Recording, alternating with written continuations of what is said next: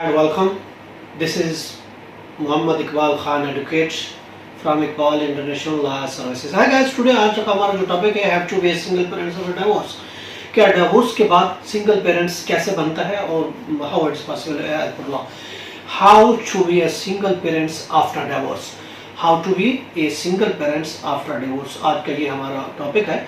देखिए Mohammedan law section 349 के तहत ये कहता है कि गार्डियन वार्ड के तहत अपॉइंटमेंट होगी गार्डियनशिप के तहत अपॉइंटमेंट की जाएगी। जो सेक्शन 7 है appointment of the guardian, Mohammedan law ये कहता है 349 कहता है उसके तहत अपॉइंट होगा। अगर डिवोर्स हो जाती है तो बच्चे किसके पास है? अगर एक के पास है, मियाँ के पास है या बीवी के पास है, यानी वालिद के पास है या वालदा के पास है, तो वो कैसे being a single parents deal होगा और बच्चों के मामला किस तरीके से वो सॉल्व किए जा सकते हैं। देखिए फादर अगर से आफ्टर ये डिवोर्स के मैटर के बारे में कि डिवोर्स के बाद खुला हो जाती है या डिवोर्स हो जाती है, म्यूचुअल कंसेंट से मुबारक डिवोर्स हो जाती है, या in case of death of anyone या किसी एक की डेथ हो जाती है, या खुला ले लेते हैं, अलहदगी हो जाती है, मुबारक हो जाती है, डिवोर्स हो जाती है, जो भी रीजंस है, अगर उनमें से एक पेरेंट्स रहता है एक नहीं रहता तो सिंगल पेरेंट्स के राइट क्या बनते हैं कि वो दूसरे पेरेंट्स के भी राइट को इस्तेमाल करते हुए कि वो किस तरीके से बच्चों के काम कर सकता है।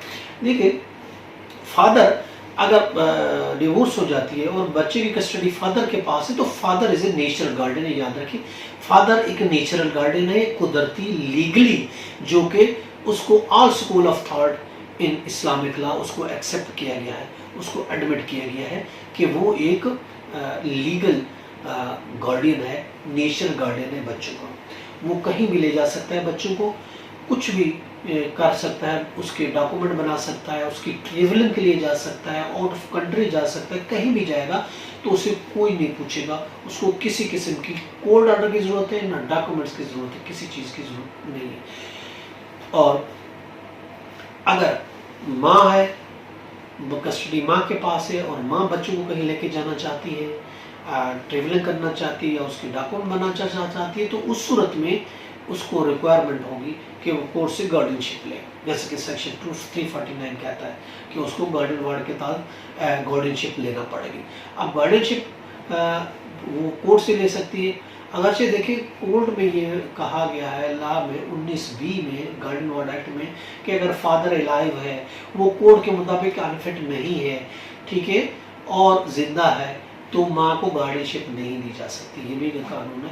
लेकिन पहले हम देख लें फादर। देखिए फादर में जैसा कि मैंने आपको बताया फादर को किसी कोर्ट ऑर्डर की जरूरत, हाँ अगर समटाइम्स कोई ऐसा प्रॉब्लम क्रिएट हो जाता है तो भी अभी latest ruling 2018 SCMR page 427 supreme court ने 2018 पेज 427 में करार दिया है कि अगरचे फादर को अपॉइंट किसी डॉक्यूमेंट की ज़रूरत नहीं होती, फिर भी अगर कोई प्रॉब्लम होती ज़रूरत होती है तो वो कोर्ट से रुजू कर सकता है गार्डियनशिप के लिए।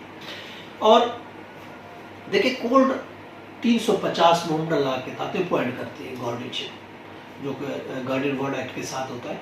उसमें अगर माँ है तो सबसे इम्पोर्टेंट ये चीज़ देखी जाएगी कि माँ को अगर अपॉइंट कराना है तो वेलफेयर ऑफ द, देखिए मेन कंसिडरेशन जो है वो सबसे इम्पोर्टेंट जो होती है पैरामाउंट कंसिडरेशन वो है वेलफेयर ऑफ द माइनर। अगर बच्चों की वेलफेयर उसमें है तो कोर्ट कंसिडर कर सकती है। अगरचे बार है मदर को नहीं मिल सकती सेक्शन 19B के तहत, मगर फिर भी अगर वेलफेयर ऑफ द माइनर जहाँ आ जाती है तो कोर्ट उसको अपॉइंट कर सकती है, माँ को ये राइट दे सकती है। अगर माँ को ये राइट दे दी जाएंगे यानी फादर के राइट भी माँ को मिल जाएंगे, माँ के तो ऑलरेडी है और फादर के भी मिल जाएंगे, तो सिंगल पेरेंट्स के अगर राइट मिल जाते हैं तो वो उसको दूसरे पेरेंट्स की जरूरत नहीं आती, बच्चों के सारे मैटर्स वो खुद सॉल्व कर सकते हैं।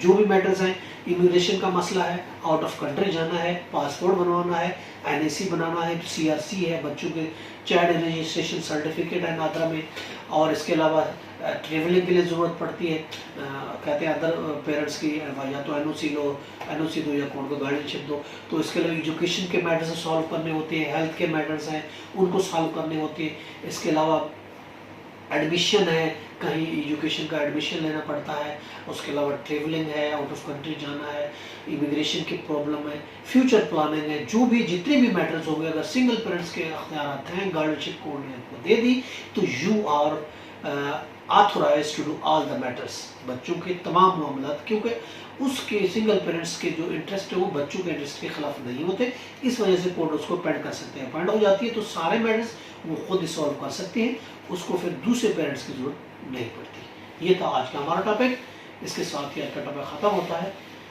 इजाज़त दीजिए, फिर मिलेंगे। अल्लाह हाफिज़।